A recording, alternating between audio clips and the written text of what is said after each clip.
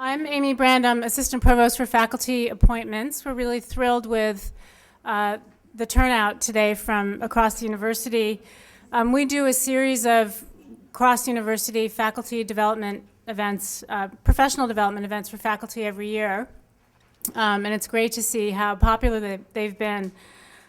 This event's jointly sponsored by the Senior Vice Provost's Office for Faculty Development and Diversity, as well as the Faculty of Arts and Sciences' own FD&D office. And first, Professor Judith Singer, who's Senior Vice Provost, would like to say a few words of welcome. And then Professor Michelle Lamont from FAS will follow and introduce our opening speaker, Bob Darnton. So. Thank you very much, Amy. This is a wonderful event that has exceeded our wildest expectations. When we dream up faculty development events, we try to put ourselves, I am a faculty member, we try to put ourselves in the shoes of faculty members and think about what would be particularly useful for faculty as they navigate their professional careers. And one of the things that is particularly striking about this event is we have representation from every school at Harvard. So from engineering to the medical school to the School of Public Health, business school from across the river, to FAS, we have a large representation, but every single school is represented. And the other thing that I think is particularly wonderful is we have first-year assistant professors here, and we have people with very long titles because they have been at the university a long time. So this clearly has struck a chord both across the disciplines, across the schools, and across the various stages of professional development. And I think that's because it speaks to a very real point about our academic lives, which is we are interested in sharing our ideas both with our colleagues and with the outside world, and books provide one venue for doing this.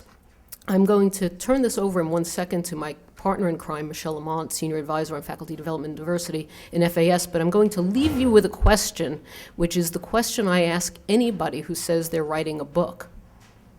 Why? I have written 3 books. I'm in the midst, supposedly, of writing a 4th. And the number of times people say, well, because, and then there's no answer. So I think one of the questions that I'm hoping our speakers will be able to address and that you'll also be able to think about for yourself is, why do you want to do this? And what are you trying to accomplish? And I think that's a question that we too rarely ask ourselves as professors. So let me turn it over to someone who has written many books and maybe can answer that question, Michelle Lamont. Judy has asked, why do we write books? And today we're going to talk about the context in which we write these books. All of us who've been writing books for a number of years know how much we are operating in an environment that is in constant state of change. And the question of how do we frame our books in this changing environment is becoming a more and more burning question, because we want to continue to write books that are very meaningful to us. And we need also to figure out how to write them so that it is easy to, frankly, diffuse them, not only diffuse them, but sell them. And we're very lucky here that we have experts to help us answer this question. And our first expert is a long-time friend and mentor of mine, our colleague Robert Darnton, who is a director of the libraries, who moved here a few years ago. When I was a first-year assistant professor at Princeton in 1987, shortly after I arrived on campus, we had lunch, and he invited me to teach in the European Cultural Studies program that he was then chairing, and it became one of the most important experiences for me as a young academic. I was thrilled to be part of this unbelievable community that had been built by Carl Shorsky that included Tony Grafton. So I've always remained very grateful to Bob for this, and even extremely thrilled that when he decided to move here. We all know that he's one of the most thoughtful voices when it comes to the transformation of the publishing industry in the U.S. He has many credentials that makes him so. He has written several essays in the New York Review of Books. He has talked about his last book, titled The Case for Books, Parts, Presence, and Future, is very germane to our concern today. When he was president of the American Historical Association, he created the Gutenberg E, a program for publishing electronic monograph. He's been a trustee for the last 15 years of Oxford University Press, and he's also served as a trustee of the New York Public Library. So without further ado, please join me in welcoming Bob, who will speak for 15 minutes or so, and then we're going to have a Q&A. He's going to have to leave because he's teaching at 1. So we're partly grateful that he's agreed to do this. Well, thank you, Michelle. This subject, I care more about this subject than almost anything except my grandchildren. It's very dear to my heart, but it's dear to your hearts as well. I mean, we are book people, but books are in trouble, and there is going to be maybe a slightly, not an elegiac tone, but a Jeremiah tone to what I have to say.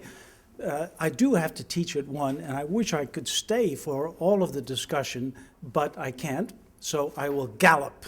And in galloping, I may simplify, but what I thought I'd do, at least to get the general discussion going, would be to take as my theme a buzzword that at least I hear almost everywhere I go in the book world, and that is, brace yourselves, sustainability. I would like to try to describe 3 encounters I have had with sustainability in the hopes that that might provoke something of a discussion. The first one took place, well, in the mid-1990s, and it involved a vicious circle, which I think is familiar to everybody here, so I won't pause over it too long, but it became clear to me when I was then actually chair of the Princeton University Library Committee that we were suffering from inflation in the price of periodicals. And the upward drift in periodical prices was exerting a heavy toll because it meant that libraries were cutting back on their purchases of monographs. There were some, like the library at the University of Washington, that used to spend 50% on periodicals, 50% on monographs. The balance shifted and they were spending 80% on periodicals. And some libraries actually stopped buying monographs, virtually stopped buying monographs altogether. So this crisis hit university presses, as you know, and it became virtually impossible to publish monographs in many fields. And because of that impossibility, it became very difficult for graduate students in those fields to have careers. So there was a kind of vicious circle about the whole thing. And my a very small attempt to address this was the creation of the Gutenberg E program when I was president of the American Historical Association. The basic idea was to try to create a new kind of book, an electronic book, to legitimate it by choosing the best PhD dissertations, giving them as much backing as we possibly could, and selling them on the market. Kate Wittenberg, who's here and will speak later to you, can give you lots more details about it. The main point I want to say is that when I applied for funding to the Mellon Foundation, they loved the idea, but their first question rather took me aback. They said, "What is your business plan?" And I never heard the word before. And I thought, I'm a scholar, I'm not a businessman. Well, that was the beginning of my education. And in the end, I think we produced a very fine list of electronic monographs. But did our business plan, such as it was, succeed? Well, there's been some debate about that. You can ask Kate. I think we pretty well broke even, and we could have made a go of it. But the Columbia University Press, the publisher of all of this, was having trouble with its business plan, and we looked too risky to it. So after 7 years of, I would say, intellectual success, Gutenberg E was folded and now is part of an open access mechanism at the American Council of Learned Society called Humanities E. Encounter number 2. While occupied with this problem, Gutenberg E, of course, I noticed that the difficulties in the vicious circle were getting more vicious, but I ran into another problem which all of you, I'm sure, have encountered as well. And that's when I came here to Harvard, and we began trying to address the problem of inflation of prices, especially of journals. How could you do anything about it if you were the library that bought most of the journals? Well, we faced an obvious predicament that sounds so irrational, it's unbelievable, but everyone in this room, I think, has experienced it. We, the scholars, do the research. We, the scholars, write up the articles. We, the scholars, referee the articles. We serve on the editorial boards. Many of us are editors of journals, and then we buy back these journals at outrageous prices. Not ourselves, of course. We don't reach into our own pockets. We expect the library to buy it. So there is something, I would say, wildly irrational about the whole system, and we have been working hard on ways to stop this spiral, this upward spiral. The first idea was, let's do a better job of negotiating with the publishers. Well, I could give you a long song and dance about that. We've been looking into it in great detail in the library implementation work group, about which you may have heard, and we've come to a sad conclusion. We can't really out-negotiate the publishers. It's not just that they are smarter than we are. They have a kind of boot camp for training their agents in negotiation. They get sharper every year.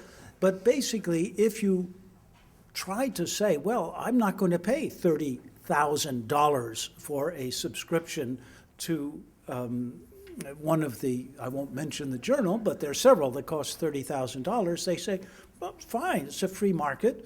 You can cancel your subscription. But meanwhile, the subscriptions of other journals that you wanted to buy from the same publisher mysteriously go up, and the result is the same price.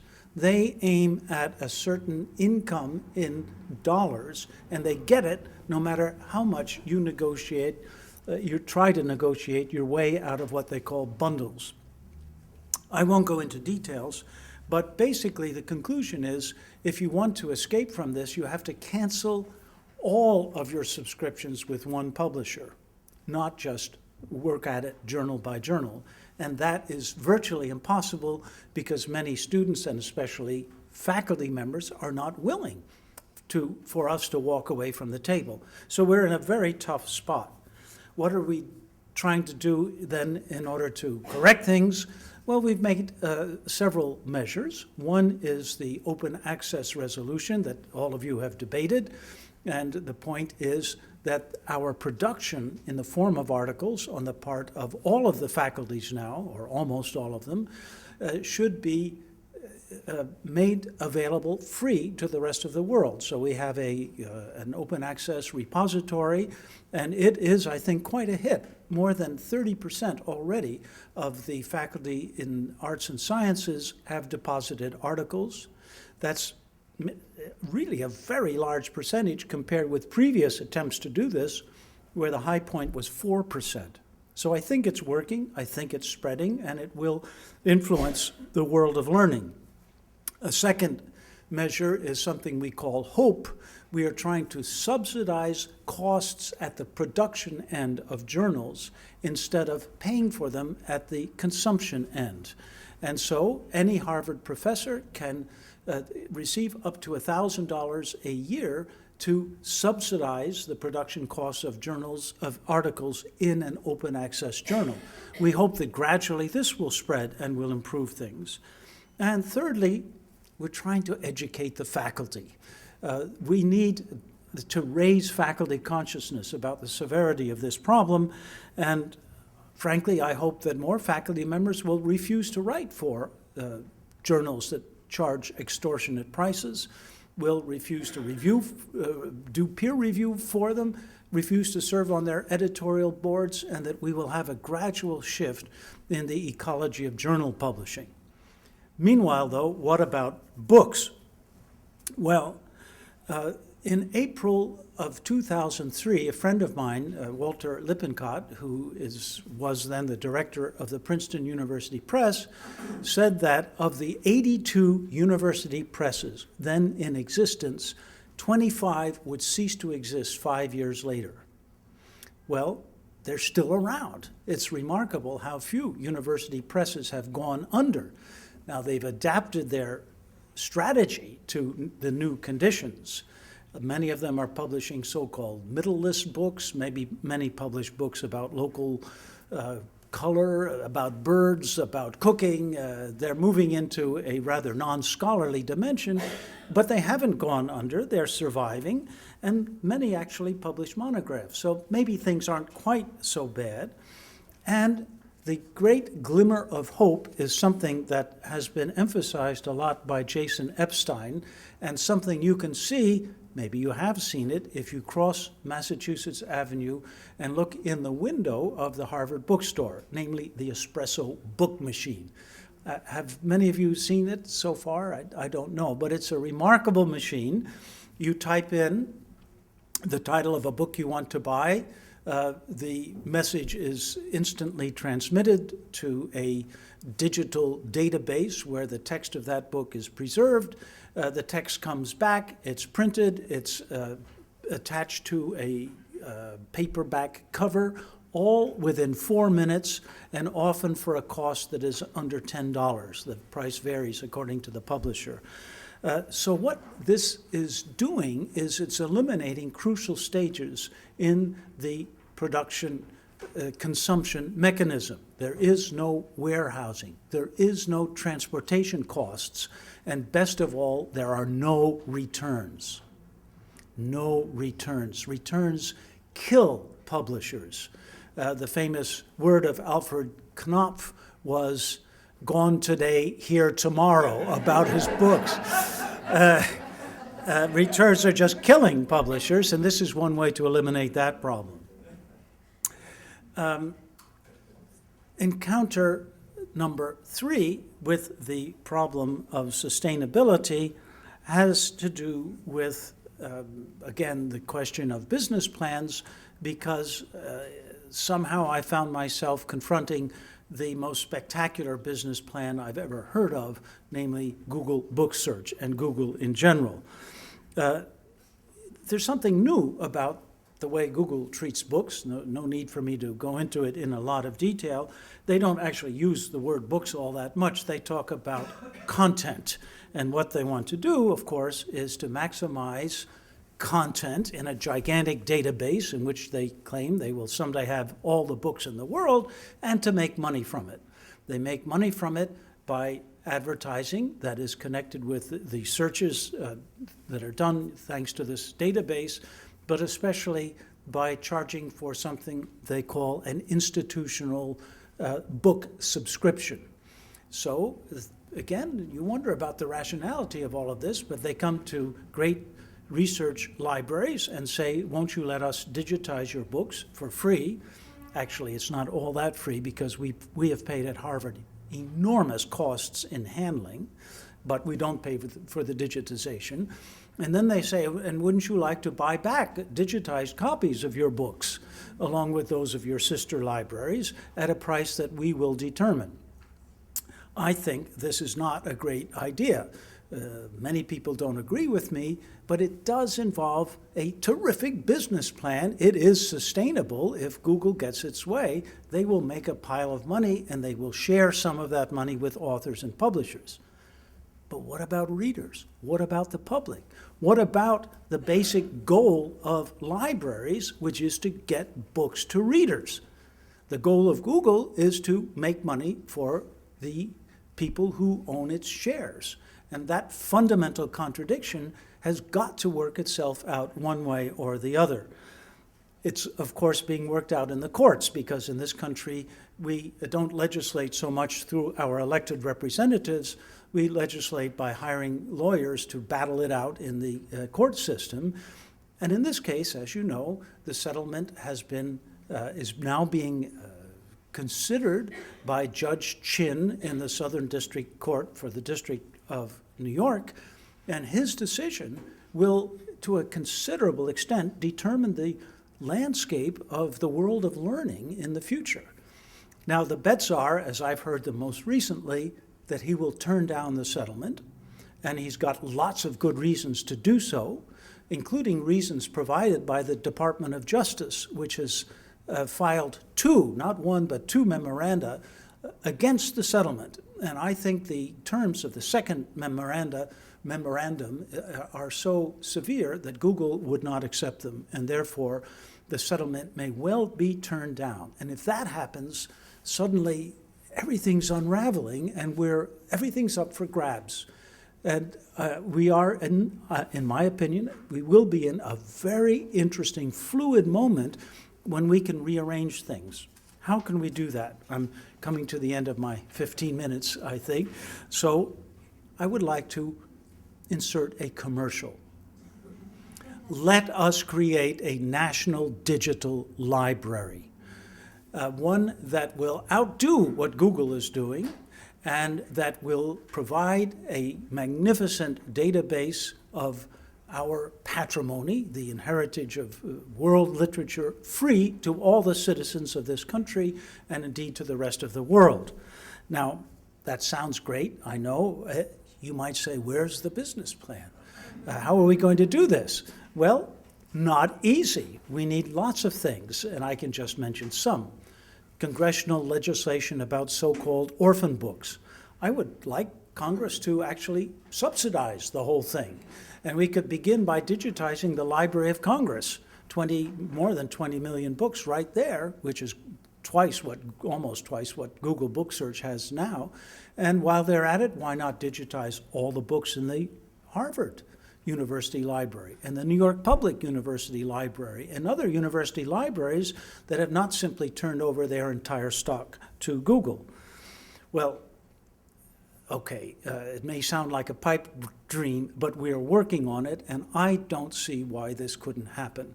We'll calculate costs, we'll try to build up support, and I hope we'll do it.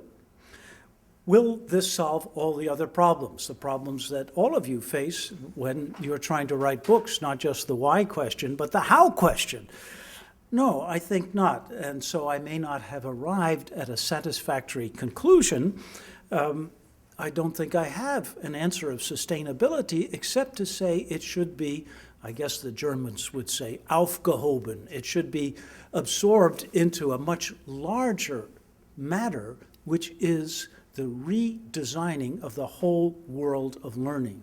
I think we're at a moment when that Republic of Learning, as it was called in the Age of Enlightenment, is being fundamentally changed, and that we ought to try to insert ourselves in this change and make the whole system work for the public good and not just the private profit. Thank you. So I'm not going to go through long introductions for all of the speakers because we don't have that much time, but let me just say that there is an incredible wealth of editorial and scholarly publishing expertise here. In Elizabeth, we have the senior editor in behavioral sciences, law, and education at Harvard University Press, and she will go first, followed by Gita, who is now editorial director at MIT Press and worked for many years in promotions and marketing capacity there, followed by Kate Wittenberg, who is now a project director at Ithaca, but was formerly editor-in-chief at Columbia University Press, and as Bob mentioned, is a real innovator in electronic publishing, followed by Susan Rabiner, who, and I hope you do refer to their bios, was formerly editorial director at Basic Books, worked at Oxford University Press, and many years ago founded her own literary agency, so she will give us the agent's perspective on the issues that we're talking about. So, I tried to boil down everything I know and believe into the shortest terms possible. I often say to authors that every author has to be able to answer the Rabbi Hillel challenge. As you may know, Rabbi Hillel, the great scholar, was once challenged by some smart aleck to summarize the wisdom of the Torah while standing on one foot. So Rabbi Hillel stood on one foot, said, "Do not do unto others that which would be uncomfortable for yourself," and put his foot down. So if Rabbi Hillel can do this, and if I ask my authors to do it, I should be able to do it too. So I have decided that there are two basic rules for writing proposals and for dealing with publishers. Everything follows from these two basic rules. When you're writing a book, and the book in this case can be the 6 by 9 inch object made out of wood pulp that we all know and love, or it can be some new e-version which is as yet being developed. The two rules are, know what you want to say and why. And the second rule is, say it so that the person or people you're saying it to can hear it and want to hear it.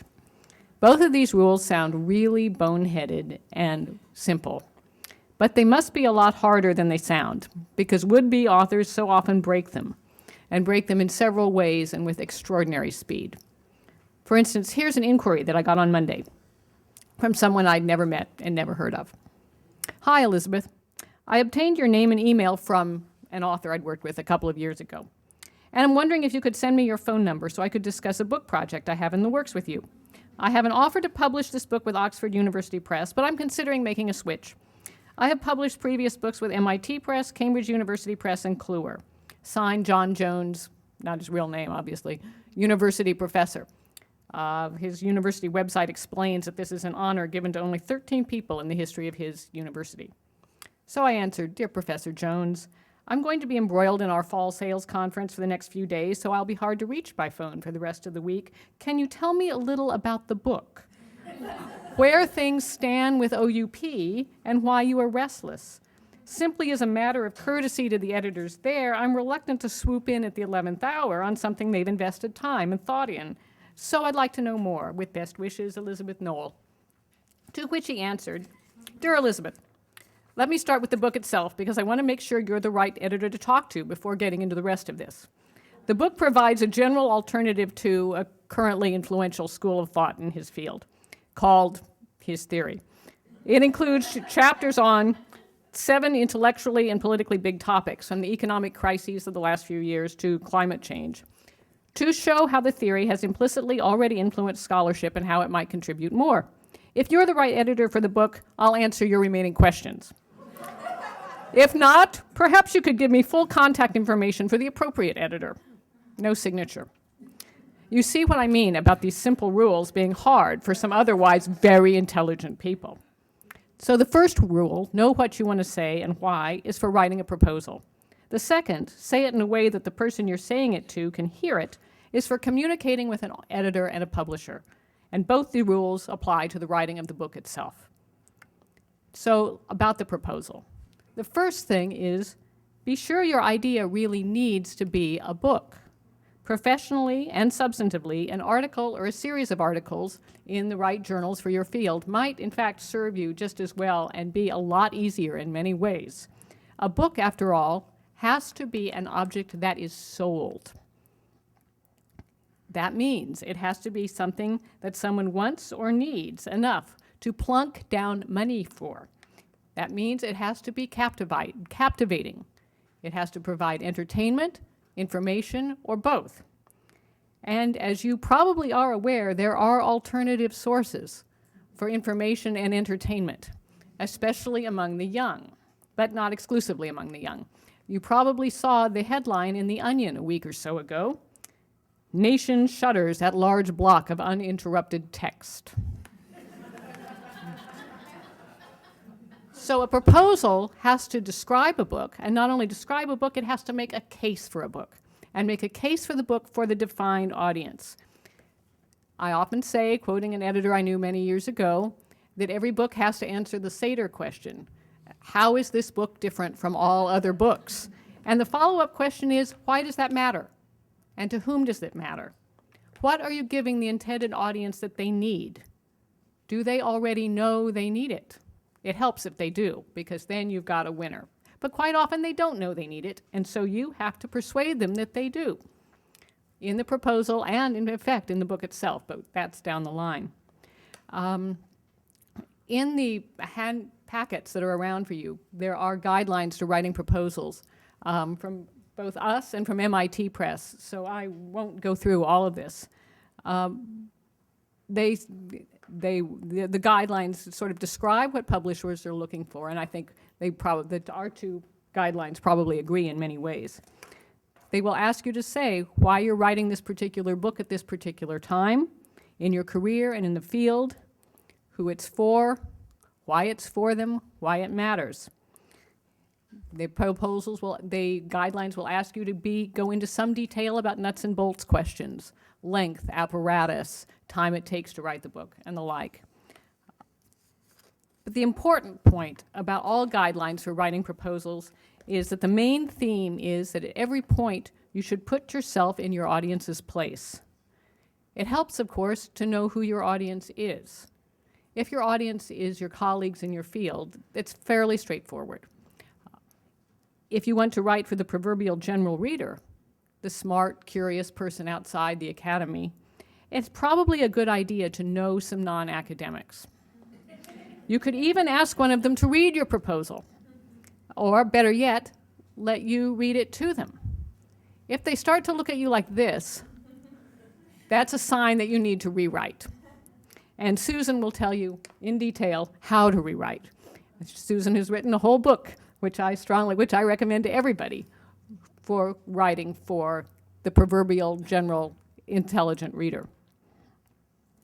For the finished proposal, though, your first audience are the editors at your chosen publisher. So do some initial research on possible publishers when you're trying to think about selecting that first audience. Who has published the books in your field, like the ones you want to write, for the audience you have in mind? Bear in mind that textbook publishers, trade publishers, and of course university presses and other scholarly publishers do different kinds of things. If you're interested in writing a trade book, you probably shouldn't go to a textbook publisher. If you're interested in writing a book in, say, French history, you might think that the University of California Press would be a wonderful place to do it, because they did a wonderful list in many years in French history, but they haven't, in fact, published much in French history for the last 15 years. The Harvard University Press used to do books in psychoanalysis. We don't anymore. So look at your shelves. Look at the shelves of your friends and your colleagues and your advisors for the books that are in your field or of the kind of book you want to do, but make sure they're fairly current, because things change. Lists change all the time. Part of the reason I have a title as long as I do with all these fields is that Harvard Press's lists are changing, and my work reflects that.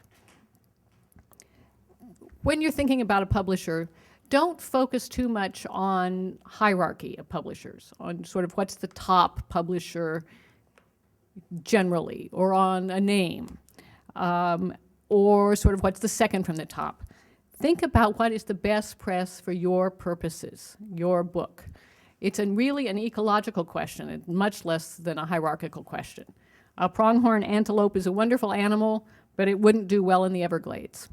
Your literary classics monograph might be wonderful, but it's not going to be published or do well at Springer Fairlog, which specializes in scientific and technical work. Think about what's best for your book, for your subject, and for the audience. And keep in mind what your goal is. For most academics, the real goal is to be published by a press that will work with you well and that will get your book to the colleagues and the audiences that you want to read it. Your goals are really primarily professional and intellectual, not financial. There are many, many easier ways of making money than by writing a book. Many. The chances are you are not going to make any serious money from this enterprise. There are, of course, some academics who have, and I feel personally annoyed by some of them, and I have said as much to some of them, because they have inflated the expectations and the hopes of many of their colleagues throughout the academy. Some of these people who are on the Harvard faculty are extremely gifted writers, but one of the things about their gifts as writers is they make it look easy, and it's not easy. Most of them put their books through draft after draft, as well as having a real natural talent for reaching across the divide between the academy and the non-academic. And you have only to read the manuscripts by people who think that they are Steven Pinker to realize how good people like Steven Pinker are at doing what they do. When you're contacting the editor at the presses, so you've narrowed this down, to a handful of presses. And by the way, nowadays, there's not much concern, as there used to be, about multiple submissions. I would say that most editors and publishers will accept this. The important thing, of course, is to let everybody know what the state of play is. It's not very pleasant for an editor to discover that she is one of 6 people that the author has sent something to, and that suddenly there is some much more complicated situation than she had previously realized. Authors are sometimes quite innocent about this. They're not attempting to play a game, but it looks bad. So editors need to know about the book idea and its fit for them, and they also want to know about you as an author. The initial inquiry is important in both substance and style, as you can gather from the initial inquiry that I read to you earlier. I don't want to work with that author. I will not work with that author. I sent that author's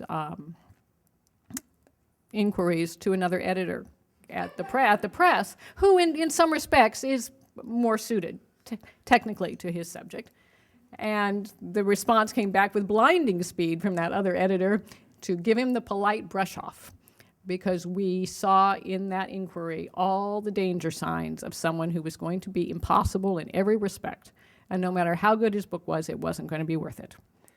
So write to the editors you're writing to and envision them as real people. They probably are real people. Envision them as someone you would like to talk to, which you certainly will if any of them becomes your editor. It takes a long time to get a book published, and the editorial relationship is crucial. If anybody is going to be your guide, your explainer, your sponsor, your voice of reason, and your all-around pal through this whole process, it's going to be your editor. And that editor had better be somebody that you like, at least like enough for a couple of years. Write the inquiry letter. It can be email or snail mail to an editor by name. Spell the name right. Get the name of the press right. Proofread your letter carefully. I cannot tell you how many times I get letters from people telling me how much they would love to have their books published by Yale University Press. And I don't mind. I mean, I answer, but I think it's funny. And you probably don't want that to happen. Always when you're writing this letter, which should be fairly short, no more than a couple of pages, think about it from the editor's point of view. What are their needs? What do they need to know? Respect their time. Don't telephone. Don't send the whole manuscript as an attachment and expect them to print it out and read it that week. The tone should be confident but not grandiose, informative but brief, dignified but unpretentious, courteous but approachable. As Stephen King says in his very wise book on writing, you may need to write 4 drafts of this very natural-sounding letter. As Stephen King says, you can't make them like your story, but you can at least make it easy for them to try to like it. Then respect the editor's professional judgment. What you know about is your subject. What they know about is publishing. Don't say it's the only book of its kind and there's nothing comparable in existence. That's probably not true. Don't say it's interdisciplinary and that therefore it will be of interest to 3 or 4 different disciplines, religious studies, music, biochemistry. That's probably not true either. Don't make ambitious claims about potential sales. Just because a lot of people are interested in a subject, say educational testing, does not mean that they will all go out and buy a book about it. They will read a newspaper article, they'll read an op-ed, and often that will give them all the information they want. Then respect the editor's decisions. A lot of factors come into play other than the quality of your book. The fit, what's just been published, what they or other editors have in the pipeline. I got a note this morning from one of my colleagues. This looks really interesting, but I have so many books on my list for the next 2 years, I can't deal with it. Would you like to have a look at it? Well, I will. But that's just a practical matter. That's when that editor has to write a rejection letter to that author, it's not in any way personal. It's reasonable to ask for a timeline for a decision, but if the decision is negative, it's not personal. Bear in mind, though, and this is my inspirational wind-up, that editors are always, always looking for something terrific. We are by nature optimistic, gregarious, enthusiastic, kind of sloppy sometimes people. It's the manuscript editors who are the really beady-eyed or orderly people. When you're envisioning the person you're writing to, envision a busy, benign, pragmatic person, someone who doesn't know your subject in detail but would like to, who is curious. Possibly this is even the kind of reader you would like to have. This morning I read a review of the most important book I have on our spring list, one of the most important books of my career. And the review began, "This monumental book, more than 900 pages long, 30 years in the making, at once grand and intricate, breathtakingly inclusive, painstakingly particular, exhaustively explores the biological evolution of human behavior, and specifically the behavior of children. Melvin Connor, anthropologist and neuroscientist, weaves a compelling web of theories and studies across a remarkable array of disciplines. To read this book is to be in the company of a helpful and hopeful teacher who is eager to share what he found." This is what editors live for, to work for years on a great book and to see that the readers, especially those first and influential ones, really get it. Mel Connor, the polymath, has lived up to the standard set by someone very unlike him in all respects, Stephen King. So I'll close with his wise words. "I don't believe a story or a novel should be allowed outside the door of your study until you feel confident that it's reasonably reader-friendly. You can't please all the readers all the time. You can't please even some of the readers all the time. But you really ought to try to please at least some of the readers some of the time." I think William Shakespeare said that.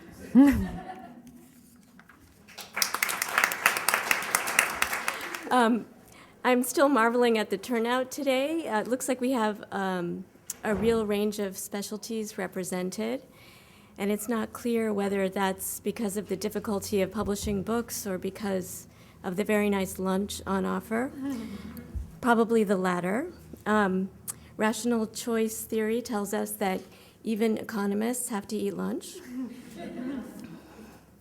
It also tells us that I have less than altruistic reasons for being here today, because the chance to speak with Harvard faculty about books and publishing is not a chance that any editor would miss. It's very tempting to use my time here today to ask you about your research and your book manuscripts, but I've been asked to talk with you about publishing.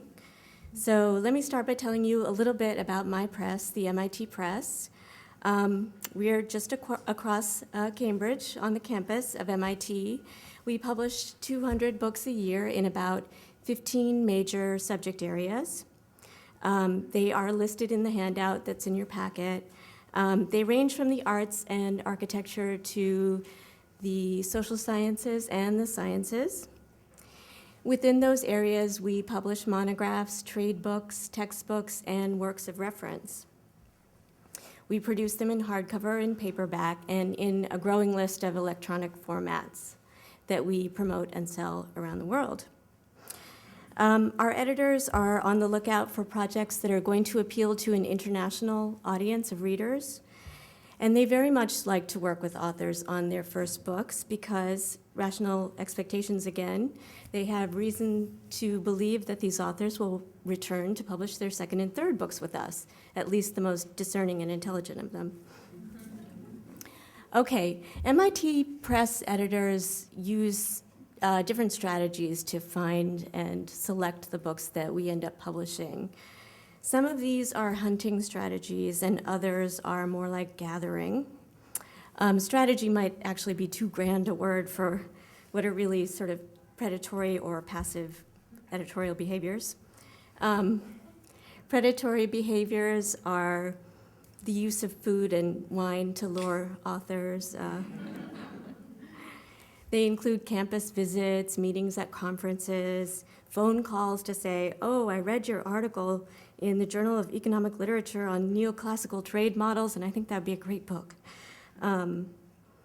I would say that our editors probably do more hunting in the sciences just because book projects are less abundant there. The humanities are a very different story, as you know, and that's where we can do more gathering. So a subset of the 200 books I mentioned is gathered from the thousands of queries that our editors receive every year. And the selection process really begins at this query level. If a project is a good fit for our program, if it promises to meet a real need in the world, the editor will usually ask to see a proposal, an outline, some sample chapters. Now, if the editor likes this package, he or she will probably send it out to some peer reviewers. She will ask the reviewers to comment on the significance of the proposed book. The editor will also want to know what it's going to contribute to the existing literature on the topic. Is it going to travel beyond its field?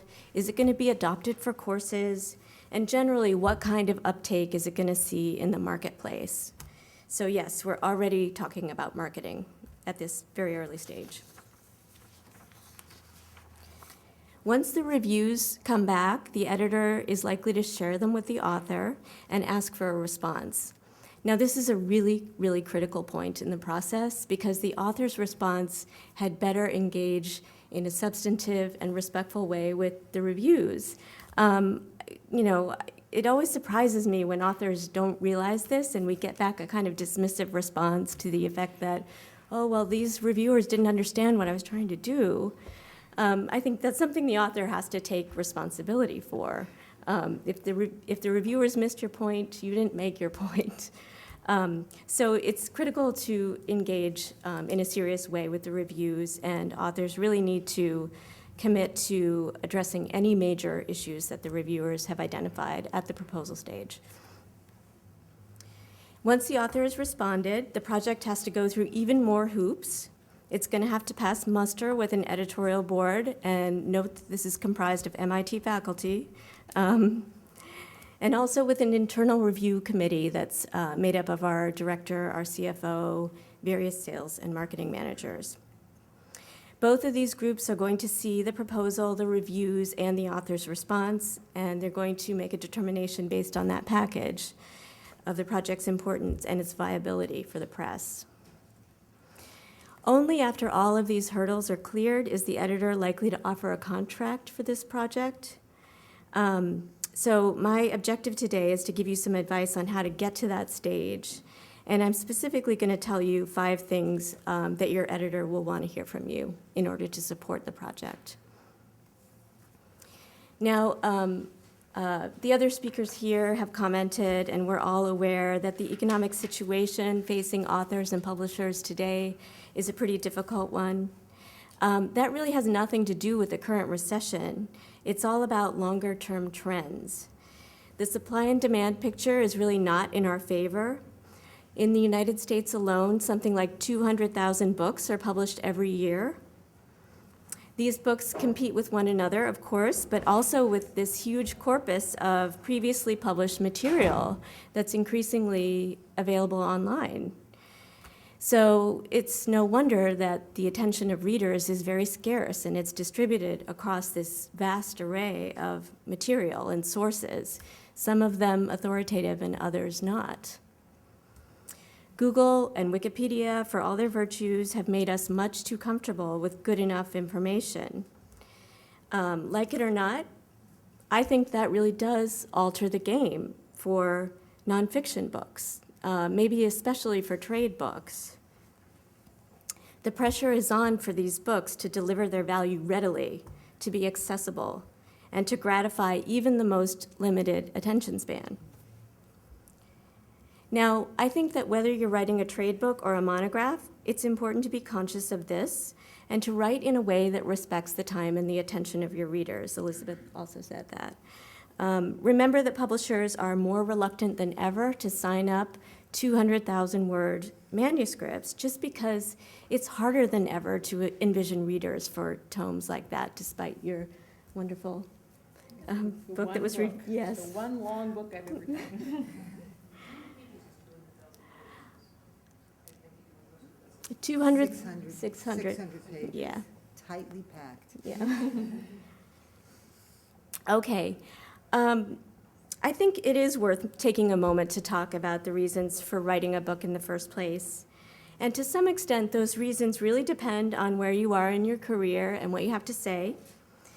The first reason is always to communicate your ideas, and that's something you all already know how to do. You have a deep knowledge of your subject, and you have the ability to engage other people in that subject through writing and through teaching. And that's going to serve you very well in writing a book that can be published. Some other really valid motivations for writing a book include the chance to shape understanding of a particular topic, the chance to inform a debate of some kind and some consequence, tenure or career advancement within your field, and broader public recognition beyond your field. Publishers share your interest in many of these things. We, too, want to publish books that communicate their ideas effectively, that will have an impact, and that will shape understanding of important topics. Academic publishers are interested in work that either advances knowledge on a particular topic or usefully synthesizes it. Along with my colleagues on this panel, I want to emphasize the importance of writing and shaping your book for a definable audience. By that, I mean that in general, you are not writing for a general reader. You're writing for a particular reader. So even though you strive to write clearly and organize your material effectively, your book is probably written for a core audience that has a specific interest in your subject. Most of the books that my press publishes, I would actually venture to say all of them, including trade books, are written for particular readers with particular needs and interests. Now, we know that the most influential books travel far beyond their primary audience, but even those books are written for a primary audience. And understanding who makes up that core audience will really help you decide what material to include, what material to cover, what kind of language to use, and what structure and organization is going to serve your purpose with respect to those core readers. Knowing the audience will also help you pitch your book at the right level for those readers. I see a lot of manuscripts that are inconsistent in their assumptions about the reader's knowledge of the subject being discussed. That is a major problem. It always gets noticed in the review process, and it simply has to be corrected before the book can be published. But let's talk a little bit about this question of trade books versus monographs.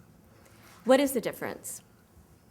On the publisher side, and from a sales and promotion perspective, the major difference is that trade books are destined for general bookstores, for Barnes & Noble, for your local independent.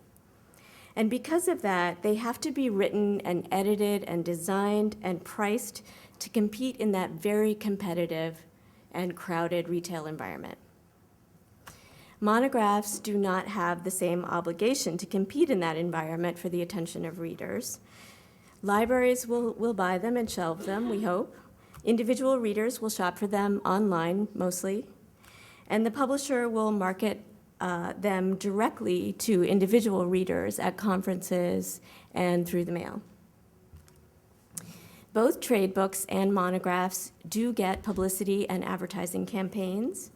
At least at my press, they do. But trade books get the bigger push to the mainstream media, where monographs are going to see most of their reviews in journals. In deciding which type of book you're writing, I think there are some serious trade-offs to consider. For one thing, your objectives as a scholar can sometimes conflict with your ambitions as the author of a popular book. You will have to find, if you want to write a trade book, you'll have to find a topic that's broad enough and relevant enough to sustain the interest of readers who have no obligation to follow your argument over the course of 300 pages or more. But not too many more, because as we've said, trade books are not supposed to be too long, ideally no more than 400 pages. And you'll need to confine your notes and references to just a few of those pages. You will probably also have to forego the tables and the charts and the equations that might otherwise present your data. And most of all, you'll have to make the material interesting and accessible to readers who don't already have a stake in it. The buyers at general bookstores, I think, are very literate people. They're well-read, and they know what their customers want. They have become ruthlessly selective about what they stock and display.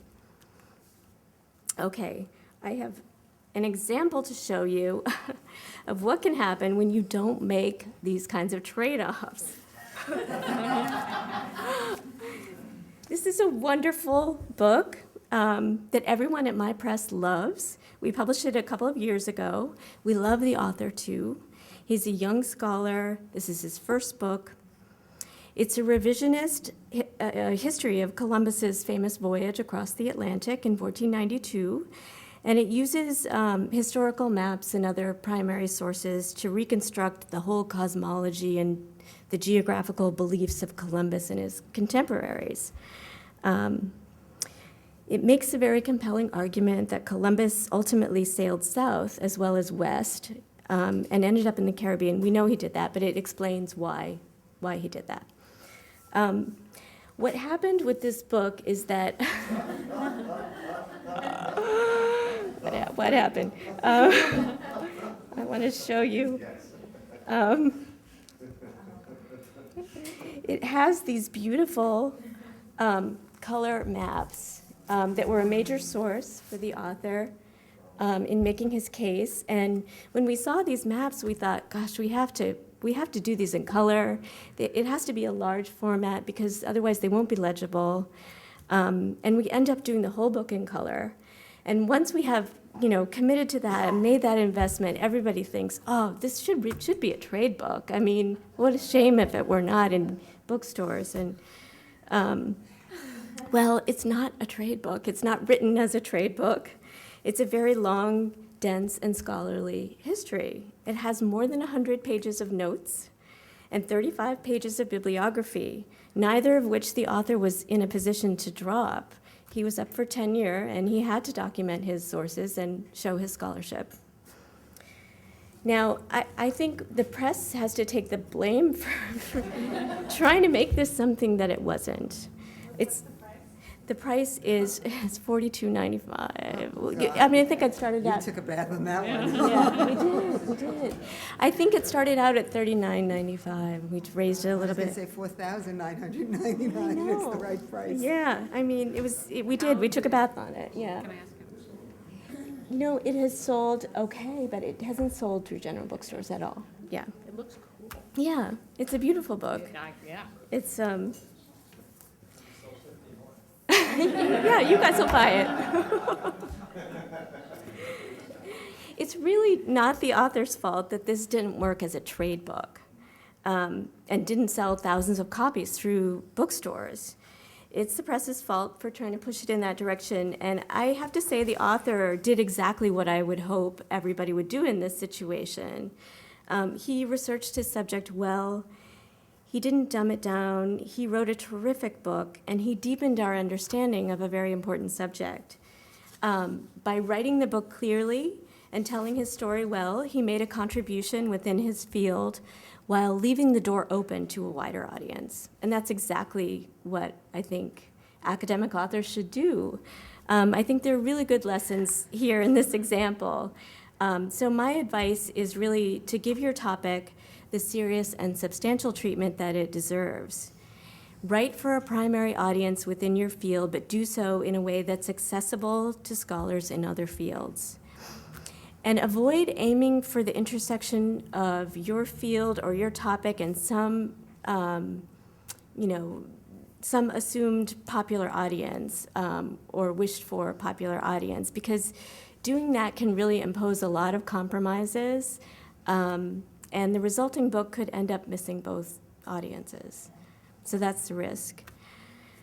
And with that, I'm going to give you the 5 things that I promised. These are some things that I like to hear from authors when they're proposing books. First of all, I want to hear who needs the book and why. Tell me about its primary audience. And if you're writing the book to be accessible to readers beyond that audience, please tell me who the secondary readers are and why they will be interested. Next, show me its unique contribution. What is it going to add to the existing literature on this topic? What are the best books available, and how is this book going to complement or compete with them? A third thing I want to hear about is the research or data you were presenting. Tell me how you came by this and what stance you were taking with respect to that material.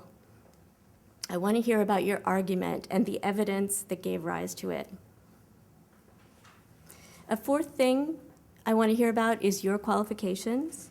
Now, each person in this room is qualified to write a book, but if you've been immersed in this topic for 10 years and you've done field work in 6 countries and you've compiled the largest database of extant research on the topic, I want to know that.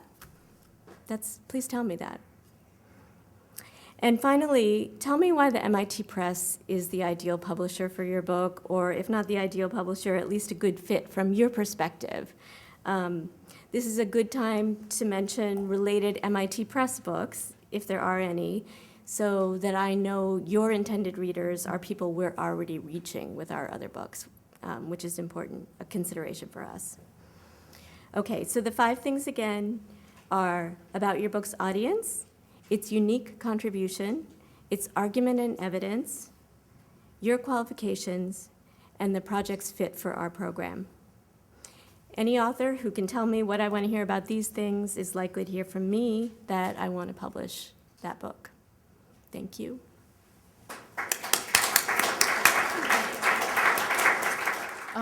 Well, I'm going to, in a very brief presentation, take on some of the issues that I think we're all hearing about in the area of electronic publishing.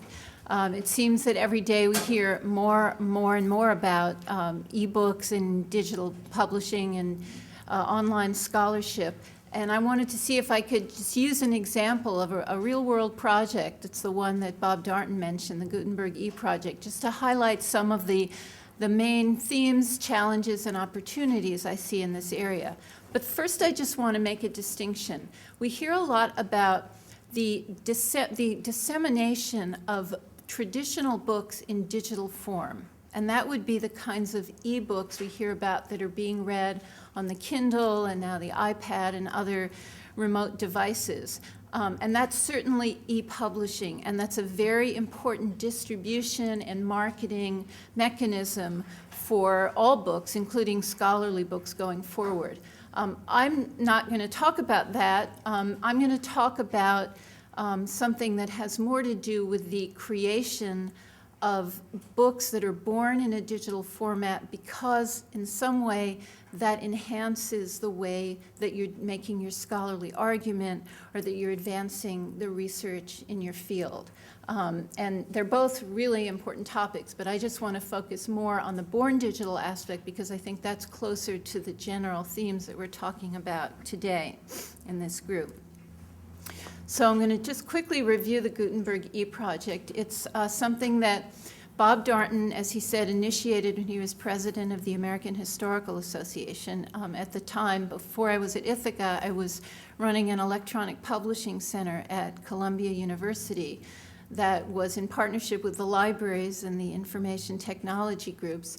And we partnered with Bob to get funding from the Mellon Foundation to launch this project in experimenting with born digital scholarship, in this case in history. And the way it worked was the Mellon Foundation supported the project over 6 years. The AHA selected dissertations each year which were awarded prizes. And what came along with the prize, so the dissertations were reviewed by a committee in terms of their quality as scholarship. And what the authors got was a grant of $20,000 to transform their print dissertation into an electronic work of scholarship that was then published at Columbia University Press. Now, the initial goals of this project, and Bob mentioned them partly, were first to see if we could enable enhanced forms of historical scholarship and writing by using the digital medium, but also to see if we could influence a change in attitudes toward digital publishing in the academy. And this gets back to all of the big issues that I know we all think about every day, having to do with tenure and promotion and the ways in which digital is viewed by the academy, and whether it is viewed as being equal to, in terms of tenure and promotion and professional advancement, equal to print publication. And I'll talk a little bit more about our findings, but the purpose of the clear review that we undertook was deliberate. We wanted to make sure that these were reviewed actually even more rigorously than traditional print monographs, because they went through the AHA's review process, and then they went through regular peer review by the university press. And then the third initial goal was to see if using this medium could contain costs and increase the publishing activity, especially in fields that were highly specialized scholarly monographs, where they were having trouble getting published in traditional print format at university presses that were having problems publishing these books because of declining sales to libraries. So what did we find? Now, this project took place over 6 years. We had an initial 3-year grant, which was then renewed by the Mellon Foundation because they wanted to see us continue the experiment over 3 additional years. So we have a span of time here that's interesting because things changed over the course of the project. One of the biggest findings was that there developed a very close and complex and rich relationship between the authors publishing these new forms of scholarship and the publishing staff with whom they collaborated in creating these new models. The authors became much more like collaborators in the publishing process, as now authors are always collaborators with their editors, as you've heard from my colleagues. It's a very close and very important relationship. In this case, though, the team expanded to include web developers, designers, programmers, and the people in marketing and publicity who had to figure out how we push out information and knowledge about these new kinds of publications into the world. So we saw really interesting and very productive relationships develop between web developers and programmers, for example, with authors who felt that these IT professionals were actually helping them advance their scholarly argument by helping them figure out how to make an argument, how to add primary sources, how to use data sets in ways that they hadn't been able to do so in the past. Second, over the course of the project, we saw an evolution of attitudes toward digital publishing. At the beginning, a number of the first couple groups of authors came back to us after the first year of their work on the books with some pretty hair-raising stories about the responses they were getting from their colleagues and department chairs, in some cases, about this work. Attitudes were skeptical, and in some cases actually quite negative. One author, who I'll tell you about in a minute, who did an extraordinarily creative work about the Soweto uprisings in South Africa that interweaved 3 different narratives about the historical event, said that her chair had asked her at a meeting how her email project was coming. And she came back just really very dispirited and said, are you sure, I should be doing this? Now, that really did change over the course of the project. All of the authors who came up for tenure, now it wasn't very many, it was only 6 authors a year over 6 years, so that's a small sampling, but all of the authors who came up for jobs or tenure got it. Now, that doesn't mean they got it because they published digital books with Gutenberg E, but it does mean they weren't disqualified from these opportunities because of their works. In some cases, they heard very positive reactions. This is one of the reasons they were hired for a position, because the school actually wanted someone with this sort of experience. In other cases, they said it was just looked at as another thing on a CV, a peer-reviewed publication, and that was just fine. So it certainly changed over the course of the years that we were doing this, and I believe it's continuing to evolve, perhaps more quickly now. Third, our finding was that the time and the costs involved in producing these books exceeded our expectations. meaning we were over budget, but also allowed these specialized works to be published to what I consider very high editorial and production standards, and allowed the authors to really push the envelope and look at new ways, as I said, of making their scholarly arguments. So we didn't find it saved money, but we did find that it allowed a new model to be out there for using the digital environment in scholarly publishing. Now, I thought it would be interesting to just share with you some of the big takeaways I had from working as a director of this project with Bob Darnton. I think we saw a cultural shift in, as I said, in the publishing environment that was very interesting and that was not something we expected. We found that authors were much more collaborators rather than lone toilers. As my colleagues have said, often editors work with authors from a very early phase of their projects and actually help them shape their arguments. In this case, it became, it was the same process, but as I said, it was really a team. And I actually thought about this afterwards and compare it in some ways to what goes on more in the sciences, but that we don't usually see in the humanities, where we had a team of people with different expertise and backgrounds, ranging from computer scientists to web developers, to editors, to authors, and to the people who are helping the authors at their home institutions doing research with digital maps or with usage of data, all working together over the course of the publishing process to create this final version of a work. And I think it was a very interesting experience for these historians who don't usually work that way. In fact, usually work quite in very solitary ways until they reach the point of being ready to publish. Second, the editors and the web developers took on a role that felt more like they were researchers at a research institute creating new models along with the researchers and faculty, rather than receiving a finished manuscript and then being responsible for producing it. Now, there's a tremendous amount of creativity and knowledge that goes into producing a print manuscript into a book. But I'm saying that I think there was a feeling that this was a research project that had to involve all of the players in order to reach the goal that everyone wanted. And then finally, I think both the authors and my colleagues at the press started thinking in new ways about the presentation and dissemination of scholarship and what the potential was for using this medium. Now, I want to say here that I think and this connects directly to what my two colleagues have already said, which is that it goes the same way that you need to think about why you're writing any book. You need to think about why you would produce a born digital book.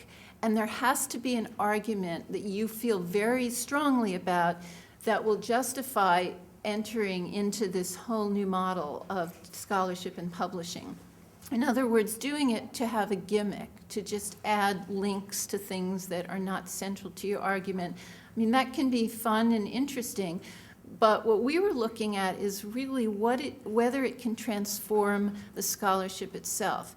So the example I was referring to with this author who did a book on the Soweto uprisings was she wrote her dissertation trying to make an argument that there were really three narratives of history going on during those uprisings. One, the narrative of the protesters, the other, the narrative of the police, and the third, the narrative of the government. And she was trying to interweave these to show how history is made by bringing together different versions of an event.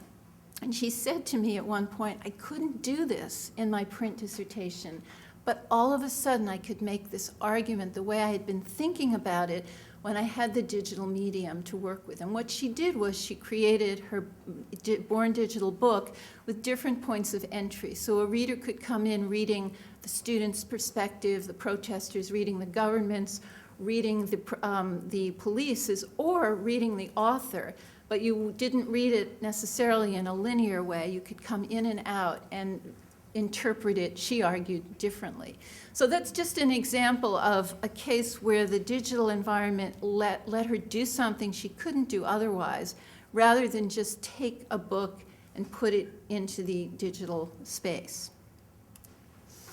So some interesting questions that were raised through books like that and through the whole project that I think actually apply to everyone now that so much is being done in the digital terrain.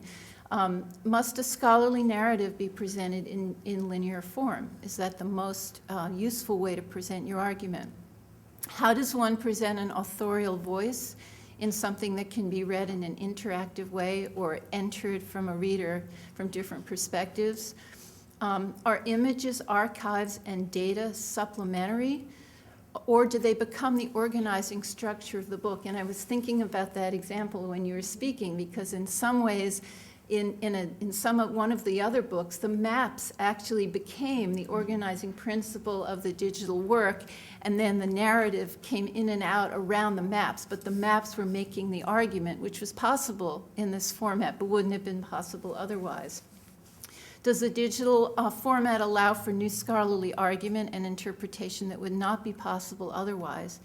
And then can new forms of educational materials, for example, textbooks, be created by integrating electronic monographs and digital teaching tools? This is something that the authors came to me with after the project was officially over and said, you know, we're starting to teach with these and we're starting to integrate lessons and teaching materials into the digital monographs in ways that they were finding very useful. So all of these sort of questions arose as part of this experiment. Now, we had to address some very practical things. This wasn't all up there in theory. It was that we had young authors who needed to advance their careers and worry about very practical concerns. So we had to make some compromises in the course of this. So first of all, we had to define and then reinforce over and over again that these were peer-reviewed materials, because the perception has been, and still may be in some cases, that if it's online, it doesn't have the same peer review standards.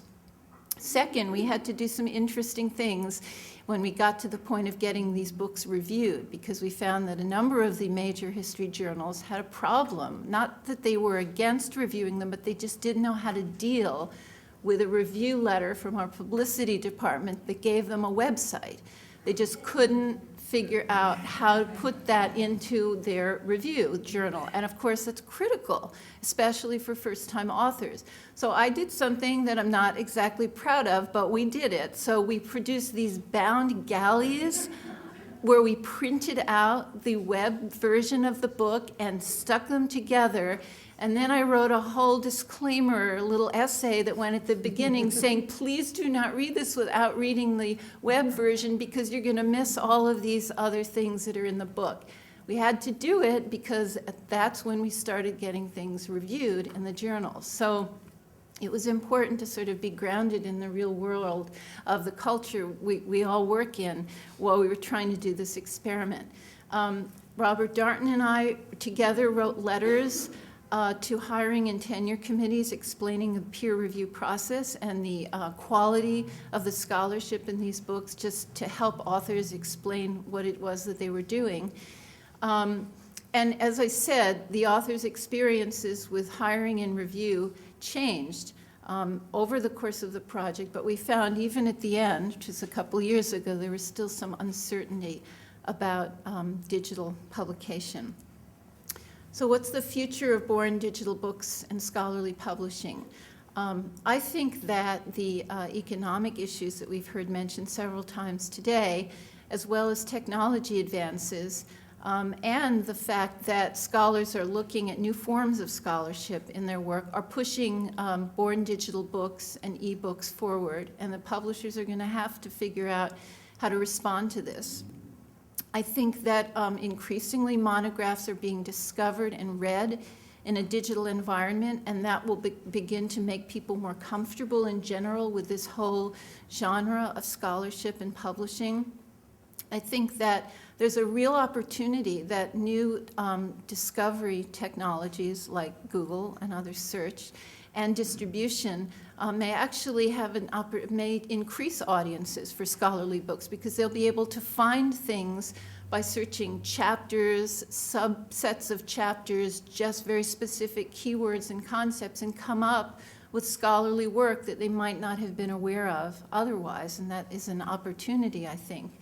And then authors, I think, are going to increasingly have more input into the form, the functionality, and the dissemination strategies of their books in this new environment. So it may mean that authors play a more active role in shaping their work and then in helping their publishers get it out to the world.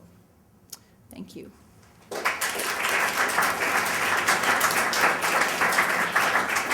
I'm going to try to pull it all together, because Elizabeth and Gita have given you really good basic advice about how to deal with editors, and Kate has given you a vision of the future.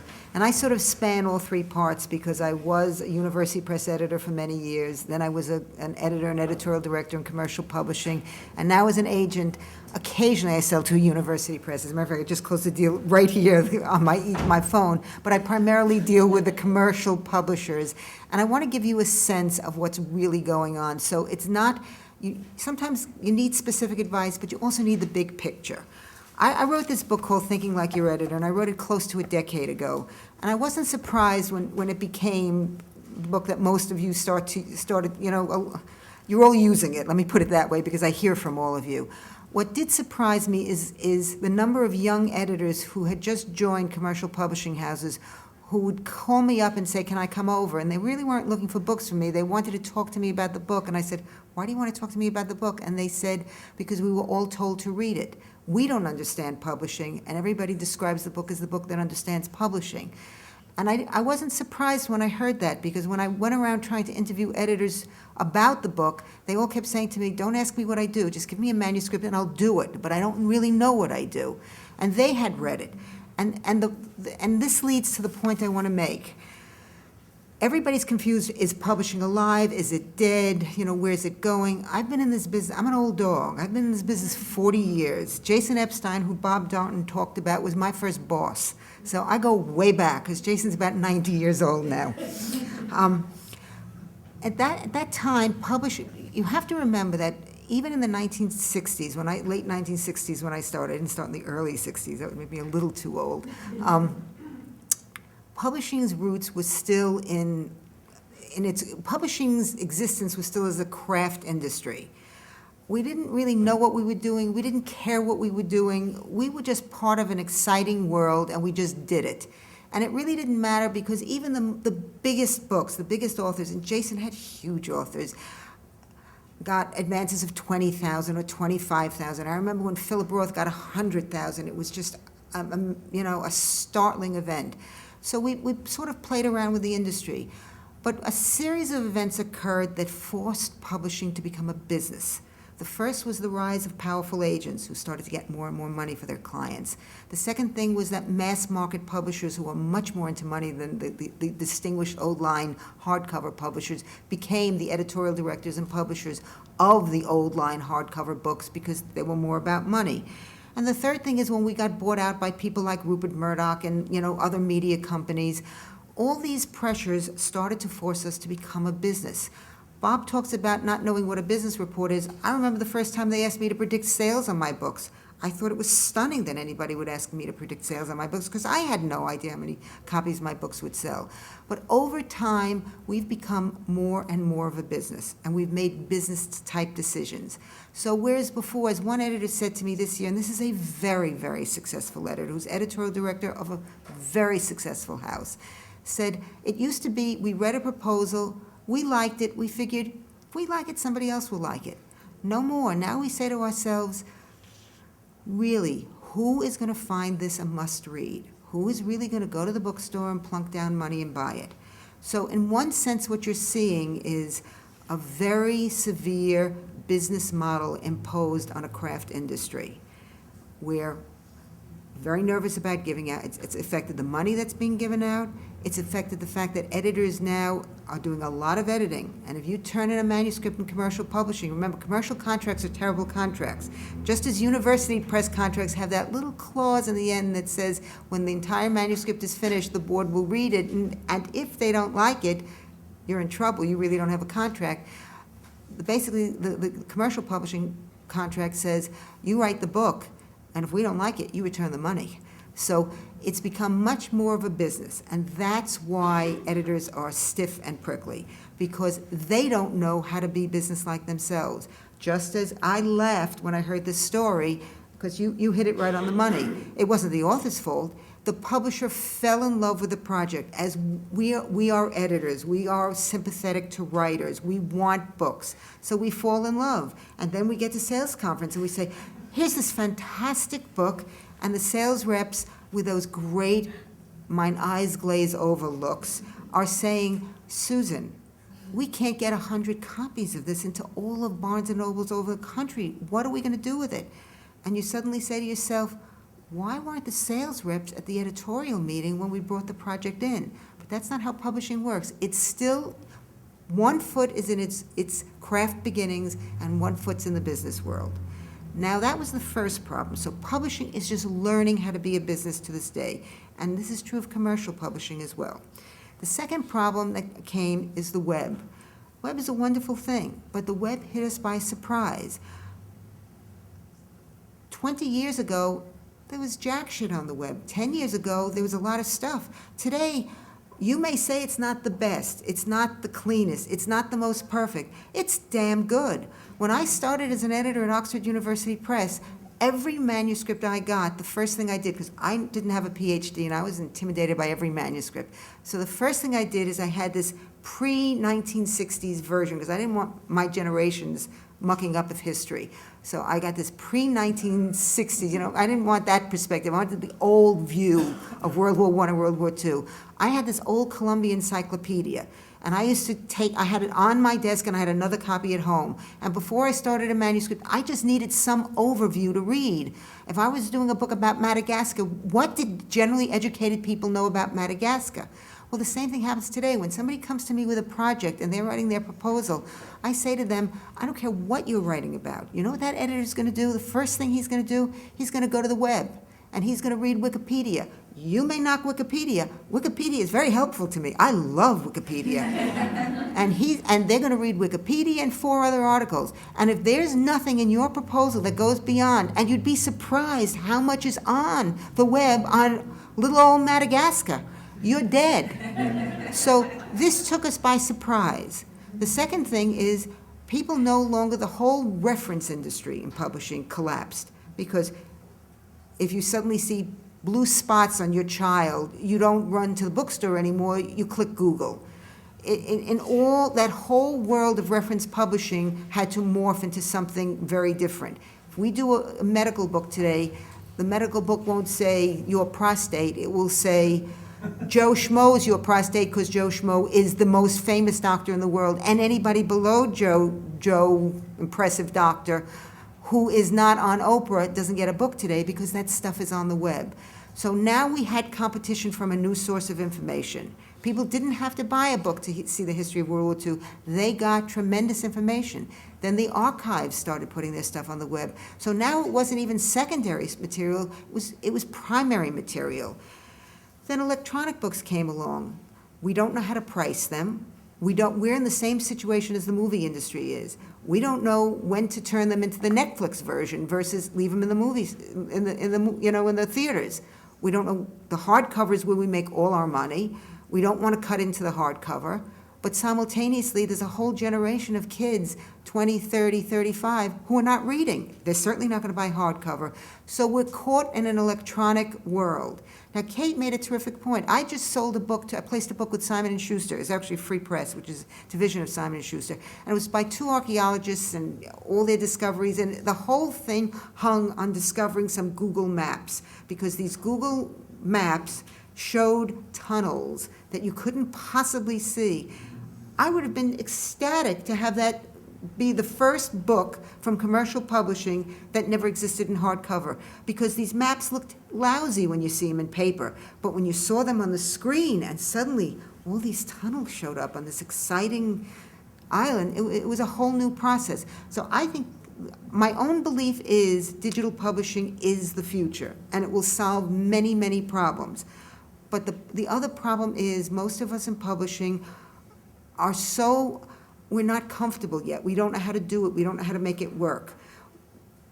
And it's not just digital publishing, it's digital marketing. The days where, you guys were talking about author tours, publishers and commercial publishing, there are no author tours. There is no advertising. We are more likely to send out, yes, we'll send out 30, 40 copies to the New York Times Review and this and that, but we're more likely to spend the time and the money spending out 200 copies to the top 200 people who review our kind of book on Amazon.com. Every author now must have a web page. We want them Twittering. We want them on LinkedIn. We recently had a client who came to us. I just want you to understand this new world because it's tough for us because we're not comfortable. I'm constantly calling my own kids to say, I'm listed, for instance, I have just started to Twitter on publishing. I signed myself up as Boomer 48, which tells you how old I am. Not that I'm 48, I was born in 48, which tells you really how old I am. I can't figure out how to convert that to Susan Rabiner, and I've tried and tried. But it sounds, right? It's embarrassing when you call your kid and you say, how do you do this?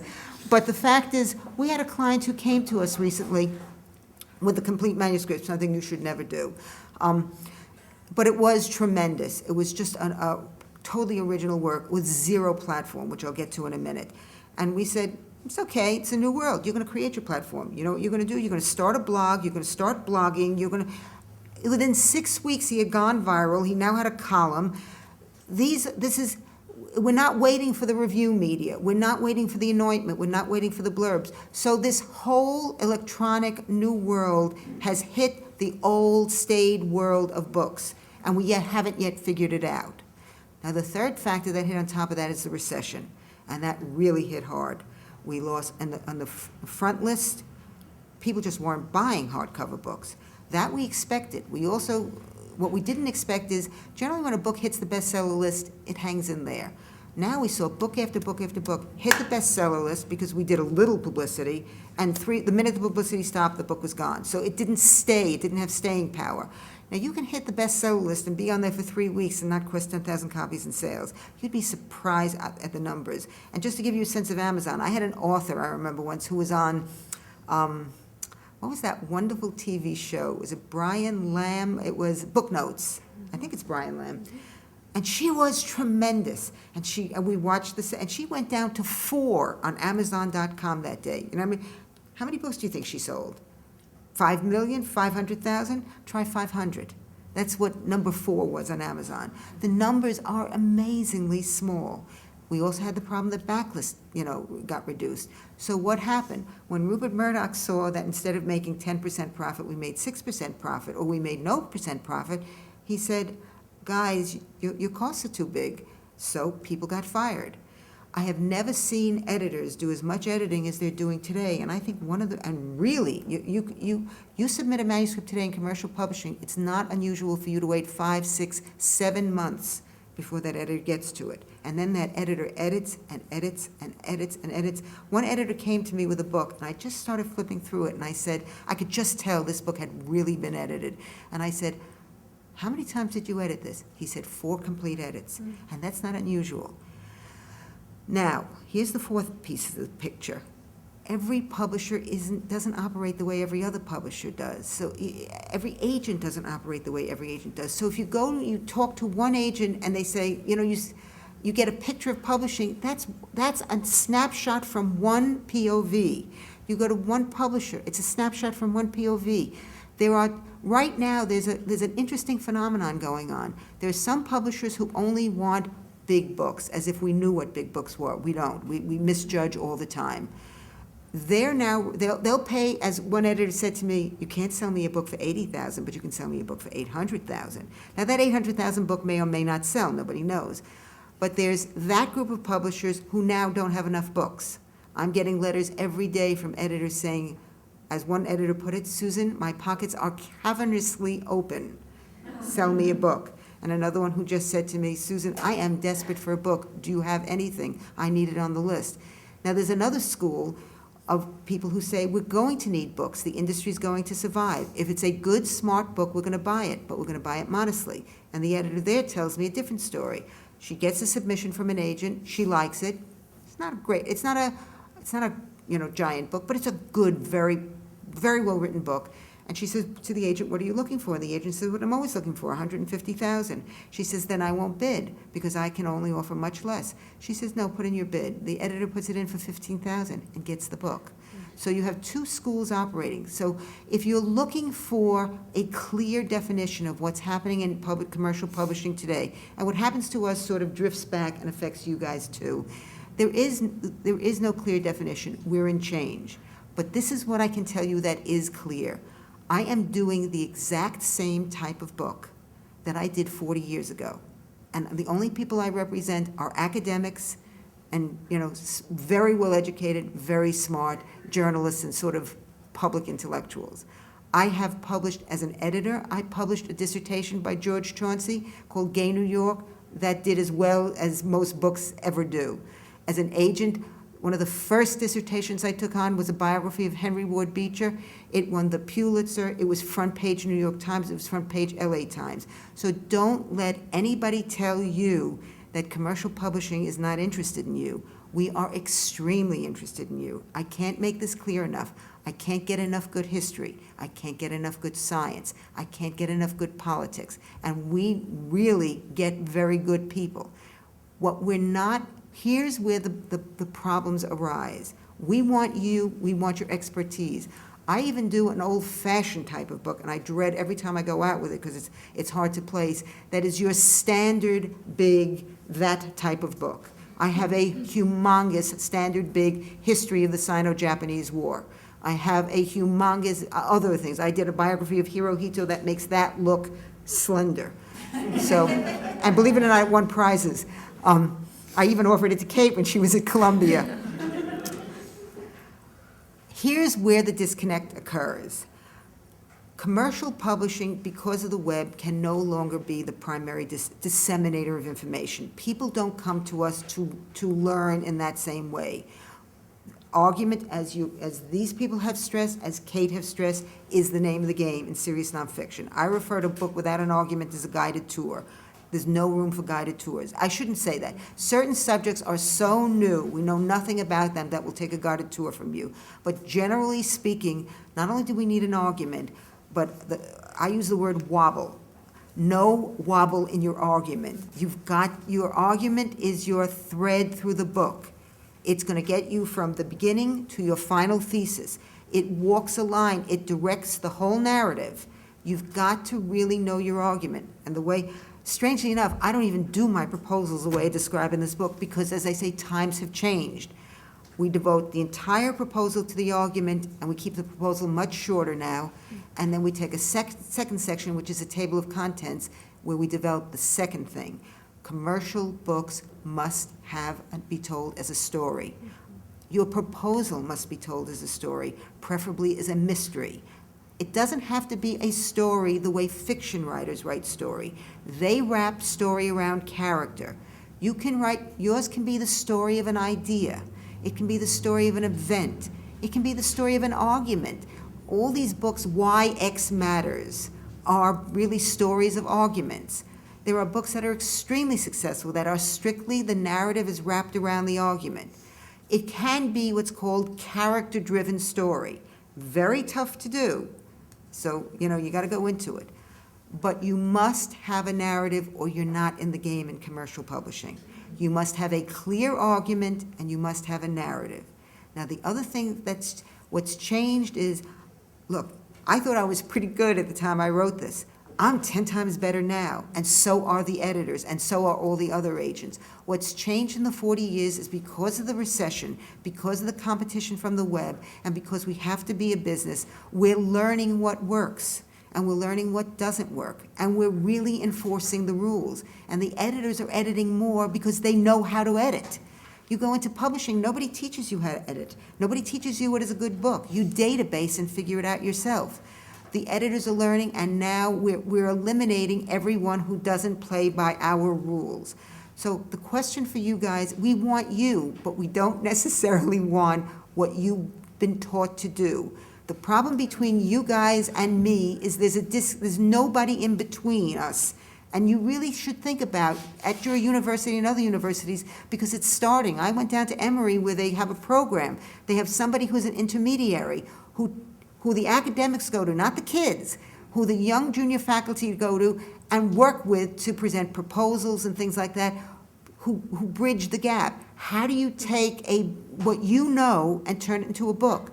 Now, if we take you on my agency, we're going to work 3 to 6. The average book that comes to us, we spend 3 to 6 months with the author figuring out how to do that translation, how to take what you know, turn it into a narrative, and isolate your argument.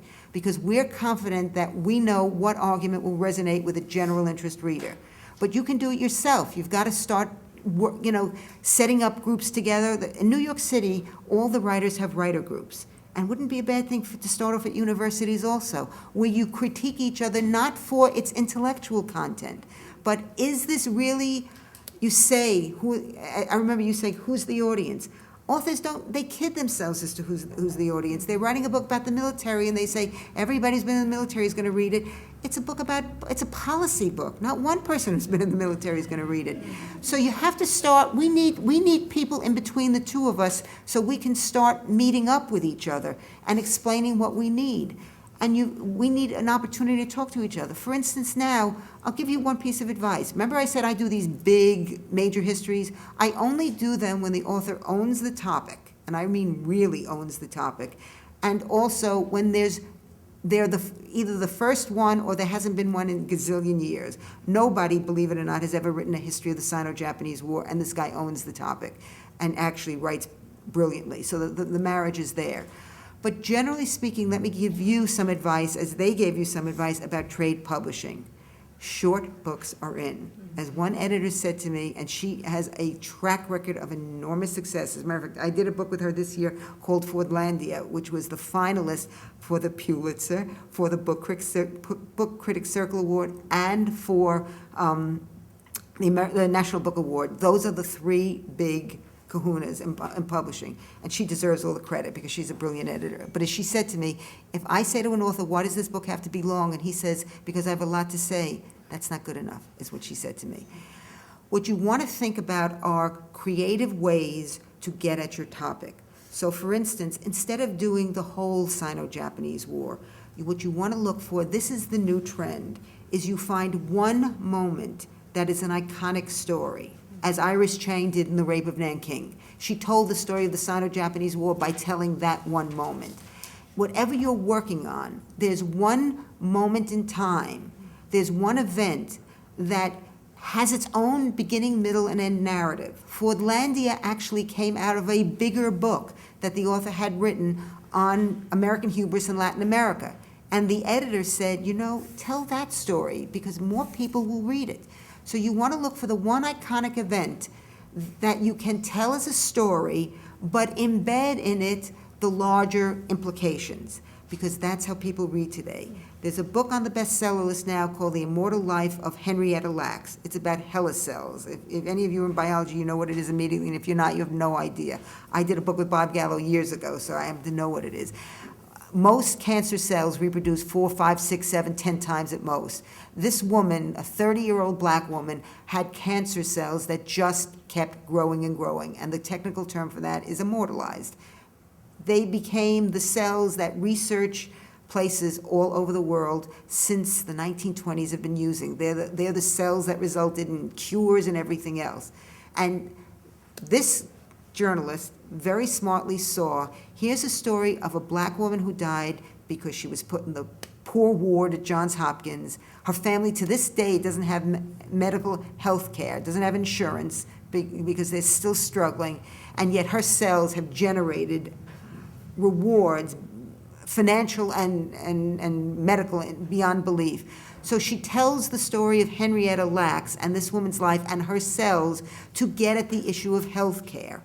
What you have to do is find creative ways to get at your topic, and you have to find how to do it as a narrative. And then you use your smarts, your education, your credentials, your everything.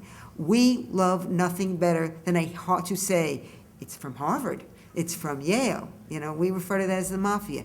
This is the person who owns the topic.